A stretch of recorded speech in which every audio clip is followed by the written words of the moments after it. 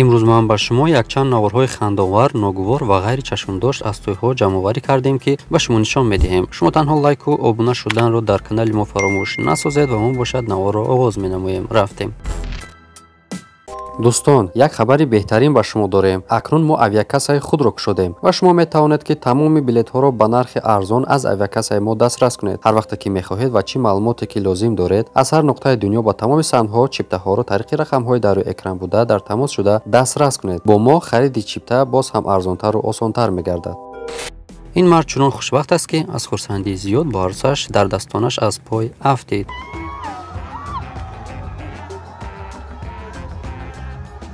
инҷо мешавад ки корҳои бемаъниро дид, ки ҳатто духтарон барои як букет гул тайёранд бо ҳамдигар биҷанганд.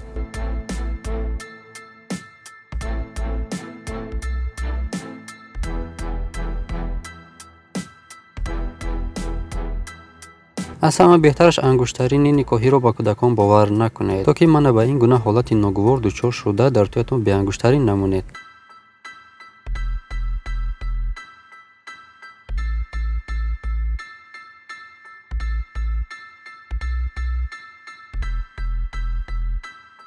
вақтҳои охир ҷавонон мехоҳанд, ки баромади худро ба таври максималӣ ба сахнаро зебо нишон диҳанд ва чӣ тавре ки худатон мебинед, ҳама вақт ин кор ба онҳо муяссар намегардад.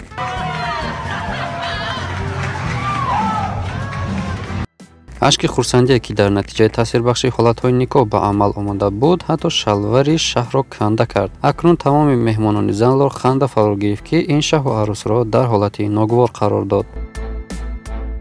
додари хурдии арӯс омад, ки шаҳрро аз ғуломии фатҳи сафеди ҳапаш наҷот диҳад, чунки агар ҳаме хел хона раванд, тамом. афтидан дар тӯи худ ин як ҳолати муқаррарӣ мебошад, ба шарте ки шумо худро аз даст надиҳед ва ба ханда онро паси сар кунед, вагарна он ба як ҳолати ногувор мубаддал мегардад. онҳо як акси ҷаззоб хостанд ва онро ба даст оварданд, албатта агар чиркин ва фарсуда шудани костюми шаҳрро ба назар нагирем. ман умедворам, ки дар оянда одамон ягон вақт меомӯхта бошанд, ки пирраи техникиро аз назди матоъҳои сӯзанда дуртар оташ зананд. ана он вақт ман боварӣ дорам, ки зиндагӣ боз ҳам бехатартар мегардад. ана дӯстони мо баъди тӯй куҷо гум мешаванд? мо фикр мекардем, ки тамом онҳо худашонро гирифтаанд ва онҳо бошанд дар ин ҳол буданд.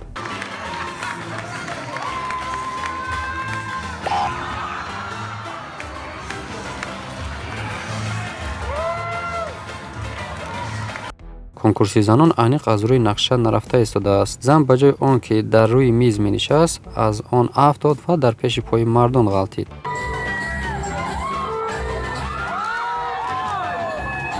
хоҳиши ин ҳолати нотакрорро аз пеш дидан ва ҳар чӣ бошад наздиктар духтарро водор сохт, ки монеаро шикаста роҳи сурхро бибандад.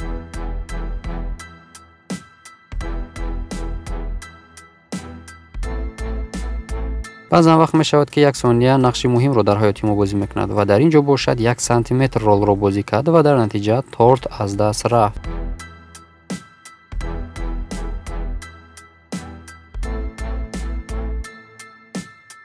дар навори навбатӣ саг аниқ мехоҳад ба меҳмонон гӯяд, ки нақши асосиро дар тӯй ӯ мебозад. ҳар чӣ қадар кӯшиш карданд, ки ӯро аз ин ҷо дур кунанд, аммо боз ҳам дар ҳар акси онҳо дар маркази диққати сурат қарор мегирифт. ба ман аҷиб аст, ки ин як беақлист ё нотарсӣ аст, ки салютро дар макони пӯшида сар диҳанд, он ҳам дар назди шаҳу арӯс.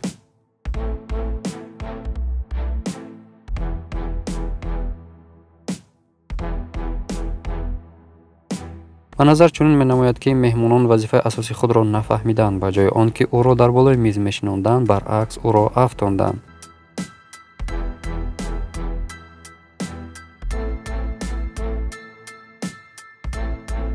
фаромадани зебои арӯс ба афтодани зебои ӯ мубаддал гашт. манзараи нотакрор ба хотири меҳмонон як умр боқӣ мемонад. акс ҳангоми ҷаҳиш ҳамавақт зебост, валекин на ҳамавақт бехатар аст. аз афташ маълум аст, ки акси навбатӣ бедугонаи ҳафтумашон гирифта мешавад. гурӯҳи мусиқинавозон то тӯй аллакай вазифаи худро амалӣ гардониданд. рости гап на бо мусиқии худ. ин ҷо аз ҳама муҳимаш он аст, ки меҳмононро хушҳол кунӣ ва меҳмон бошад, албатта ки табашон болида гардид. инҷо бояд онҳо баромади арӯсу домодро зебо мегардониданд, аммо чизе тибқи нақша нарафт ва ба ҷои зебо гардонидани баромад каме дигаргун карданд.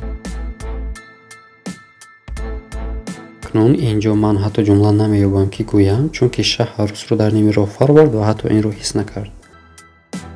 стриптизи шаҳ ҳатто сар накарда тамом шуд. Ба ҷои он ки арӯсро хушҳол кунад, баръакс як шишка дар сараш тӯҳфа кард.